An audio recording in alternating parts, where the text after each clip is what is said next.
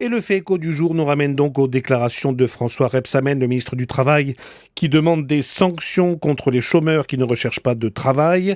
Vous avez entendu les réactions dans le journal. Et Eric, ces réactions pour vous montrent que l'on ne peut pas débattre sérieusement des questions économiques en France ? Oui, en effet, regardez, les 35 heures sont-elles un handicap ? Tabou, interdit d'en parler, interdit même de poser calmement la question. Le gaz de schiste est-il une énergie utile à la France ? Tabou, on ne veut même pas savoir tout simplement si on en a dans notre sous-sol. Tabou, contrôler les chômeurs, vérifier que la collectivité ne paie pas pour ses tirs au flanc qui ne veulent pas travailler et les sanctionner. Interdit, Emmanuel, interdit, immédiatement c'est le concert de cris.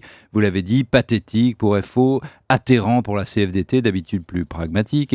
Et je vous passe les attaques de l'extrême gauche et des Verts pour qui le gouvernement démontre tous les jours qu'il est vraiment de droite. Mais quand les syndicats disent que cette déclaration revient à stigmatiser les chômeurs, est-ce qu'ils ont vraiment tort ? Mais en quoi reconnaître qu'il y a des chômeurs qui trichent est une stigmatisation ? La France est-elle si fâchée avec la vérité ? Oui, il y a des chômeurs qui trichent. Il y en a même, Emmanuel, sûrement de plus en plus, parce qu'il y a de plus en plus de chômeurs, donc de plus en plus de chômeurs, c'est une évidence. La vérité est que certaines personnes trouvent normal d'être payées par l'État et elles calculent les trajectoires ou la case chômage. C'est un peu comme les vacances. Tout le monde y a droit. Eh bien non, les allocations chômage ne sont pas des paiements de vacances, mais des paiements pour rechercher un travail. Mais alors s'il n'y a plus de travail, beaucoup sont tout simplement découragés. Et ça, c'est vrai.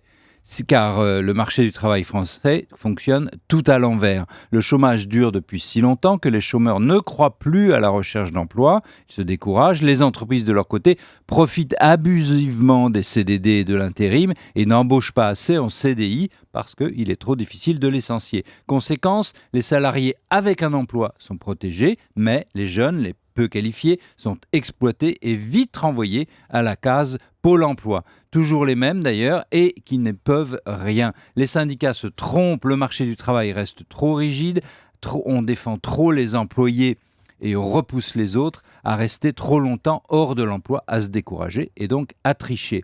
Emmanuel, si on remettait vraiment à plat ce marché du travail, si on regardait la vérité, eh bien non, en France, le débat économique se limite à de l'aveuglement et aux anathèmes.